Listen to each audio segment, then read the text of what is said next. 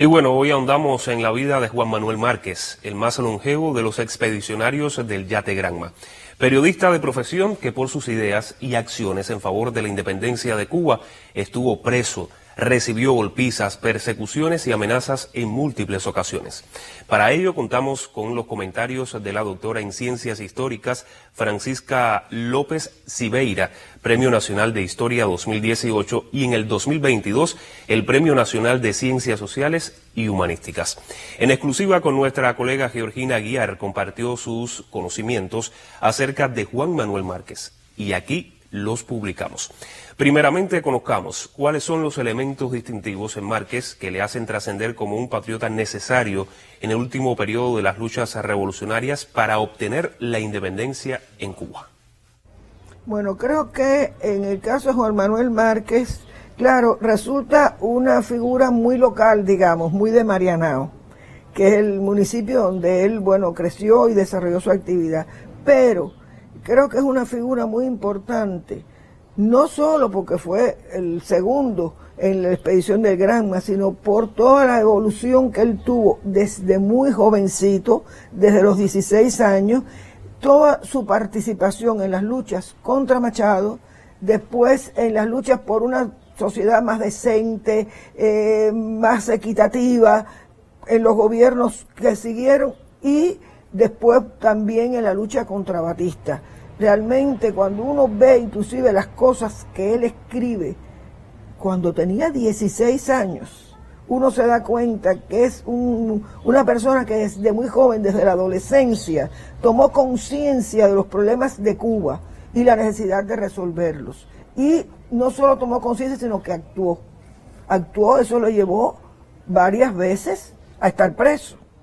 Inclusive cuando él lo ponen preso ya en la lucha contra Machado, ¿no? Él ya en el año 31 está planteando la lucha contra Machado y la lucha insurreccional en este sentido.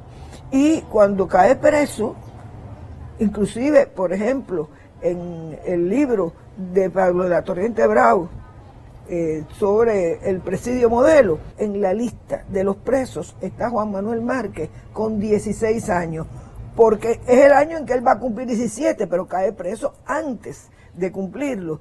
Y lo tiene porque él pone la edad, 16 años, el más jovencito de los que están allí. Es decir, una persona que siempre actuó, pero actuó por convicciones, por un pensamiento emancipador y con una mirada crítica a la presencia de Estados Unidos en Cuba. Creo que es un legado que es importante tener en cuenta. Profesora, ¿cómo Juan Manuel Márquez conoce a Fidel Castro Ruz? Bueno, yo decía que Juan Manuel Márquez empieza muy tempranito en la lucha contra Machado, muy adolescente. Después, bueno, va evolucionando y se va incorporando a otras organizaciones, etcétera. Pero cuando ya está la tiranía de Fulgencio Batista en la década del 50, Juan Manuel Márquez se vincula primero a otras actividades desde el punto de vista insurreccional, digamos, no tiene nada que ver con el Moncada, pero sí está vinculado a otras actividades también insurreccionales previas. Y bueno, esto es una figura también ya muy conocida, digamos que bastante revisada por sus actividades a lo largo de su historia. Y entonces, en ese sentido, él va a tener unas actividades, inclusive en la prensa, sobre todo el periódico El Sol, que es el periódico de Marianao, y donde él escribe con alguna frecuencia, va a poner cosas que tienen que ver contra Batista, etc. Y entonces a él lo cogen, lo detienen, lo cogen preso y lo torturan, lo golpean. Y entonces esto es junio, el 5 de junio del año 55. Fidel y sus compañeros acaban de salir de prisión. Y entonces cuando a él lo cogen preso y lo torturan, Fidel mismo hace un comentario en la prensa de condena a esto. Y entonces ya él menciona a Juan Manuel Márquez. Y entonces El día 7, si esto pasó el día 5, el día 7, Fidel va a verlo en la clínica donde estaba ingresado producto de estas torturas. Y según los testimonios, Fidel llega y habla con los que estaban allí, pero después pidió hablar con él solo. Y se quedó conversando con él aparte. Y entonces evidentemente ya Fidel sabía quién era Juan Manuel Márquez, ya lo sabía, pero esta conversación fue ya definitiva. Sería bueno entonces conocer de qué manera llega a tener la confianza necesaria del líder de la lucha revolucionaria como para ocupar la alta responsabilidad de ser el segundo al mando en una acción trascendental como lo era la expedición del Yate Granma. Si me permite, voy a leer algunas cositas de Fidel sobre Juan Manuel Márquez. En una entrevista, en un testimonio de él, cuando el 40 aniversario de Granma, Fidel dice: Juan Manuel Márquez era un muchacho muy bueno, era del Partido Ortodoxo, de las figuras jóvenes, un orador brillante, y como cuando nosotros salimos de las prisiones teníamos la idea de ampliar el movimiento con nuevas figuras, reunimos a los que habíamos estado en el 26 de julio, bueno, dice, y a otros que habían estado también en estas luchas. Y para nosotros, dice, era muy importante contar con una figura joven del prestigio de Juan Manuel Márquez. Evidentemente, como decía, ya él conocía a Juan Manuel Márquez, aunque no lo conociera personalmente, ya lo había conocido. Y habla de su prestigio. Y entonces ahí lo captaron, lo ganaron para esto. Y evidentemente la conversación que ellos tuvieron fue decisiva para que él comprendiera, para que Fidel mismo comprendiera el valor que tenía, las convicciones, las ideas, todo, para poder nombrarlo segundo jefe.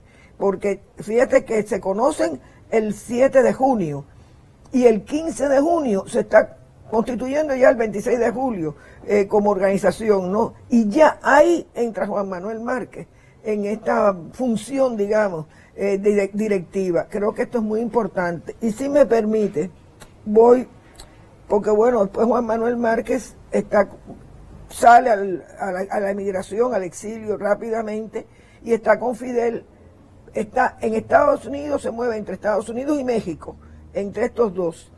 Y hay un discurso de Fidel, cuando él va a los Estados Unidos, a Nueva York, ya en el año 59, cuando va y habla, justamente, estoy hablando del 24 de abril del 59, habla en Nueva York, y ante toda una concentración, sobre todo latinoamericanos y eso, pero él dice aquí, en esta noche de hoy, noche de triunfo, noche que ha de quedar inolvidablemente grabada en nuestros corazones, noche de orgullo para la América entera, solo un pensamiento triste nos invade, solo un dolor nos estremece. Al contemplar aquí esta inmensa muchedumbre, al hablar aquí hoy, mi pensamiento se eleva hacia aquel que fue mi compañero de organización del movimiento 26 de julio en el exilio. Mi pensamiento se eleva a quien fue compañero de esta jornada. Mi pensamiento se eleva a aquel orador formidable, a aquel compañero que hacía poner de pie a la multitud con su palabra vibrante, Juan Manuel Márquez. Él dice, no está presente hoy, pero después le habla, a ti debemos dedicarte hoy el mejor recuerdo, el más devoto recuerdo y el más sentido homenaje, porque aquí está tu compañero que siguió la lucha, él, Fidel, aquí está tu compañero que te recuerda y te echa de menos. Creo que estas palabras de Fidel evidencian la comunicación, la identificación que hubo entre ellos. No siempre se hace justicia cuando se estudia la historia de Cuba en torno a la figura de Juan Manuel Márquez en nuestras escuelas. ¿Qué hacer entonces para que se divulguen más sus acciones y labor en aras de una Cuba libre y soberana? La profesora López Civeira expone sus criterios en exclusiva para nuestra revista. Veamos. Mira, yo pienso que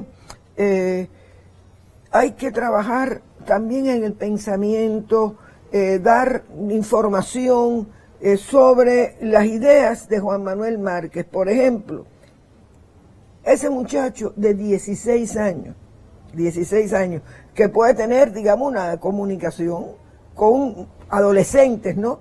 Ese muchacho de 16 años que ya estaba hablando de que no se podía aceptar que Estados Unidos, estoy hablando año 31, la lucha contra Machado, y él habla de que si aceptamos que Estados Unidos venga a tratar de resolver el problema, tendríamos que aceptar cualquier intromisión en el futuro y perderíamos toda fuerza moral para luchar por la abolición de la enmienda Platt, como paso previo para la conquista absoluta de nuestra soberanía. Aquí hay una convicción, y es un muchacho de 16 años el que está hablando.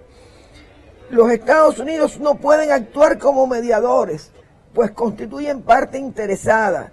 Entonces, eso lo reitera después cuando él hace el periódico Catapulta, es un periódico que él crea aquí en Marianao. Él dice, no abandonaremos nuestra pluma mientras no obtengamos la realización del programa revolucionario que nos impusimos al principio de la lucha, a no ser que esta lucha sea estéril y demuestre que hay que usar otros métodos también. Y en el año 34 ya había caído Machado, inclusive había caído el gobierno provisional presidido por Grau. En El Sol, en el periódico de Marianao, escribe banderas a media asta, y aquí está hablando de que Cuba no ha producido aún un gobernante que hubiera roto con la Cancillería de Washington, que haya despedazado el tratado permanente y tiene la perspicacia de darse cuenta que el problema no es solo la enmienda Platt, que son muchos mecanismos. Y él dice a nuestro camarada Juan Marinello, cuando Marinello habla de que en otros países no existe enmienda Platt, como no existían en Panamá, en otros, y sin embargo Estados Unidos intervino. Es decir, que se trata de todo un mecanismo de intervención. Es decir, verlo en ese pensamiento, cómo fue capaz muy tempranamente de entender la esencia del problema cubano.